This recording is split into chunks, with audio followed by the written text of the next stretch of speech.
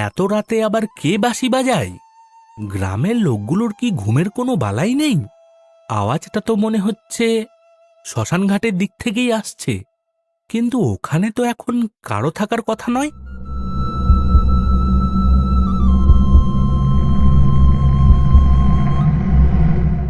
আরে, ওটা কিসের আলো? লণ্ঠন? না, লণ্ঠনের আলো তো ওভাবে হাওয়ায় ভাসে না। অদ্ভুত তো। অনি, ও অনি, জেগে আছিস বাবা?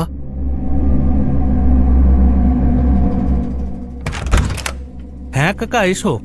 তুমিও যাচ্ছ? জানালাটা খোলা রেখেছিস কেন? তোকে না বললাম সন্ধ্যের পর পূব দিকে জানালা খুলবি না? আরে কাকা, গরম লাগছিল তাই। আর ওই শব্দটা শুনছো?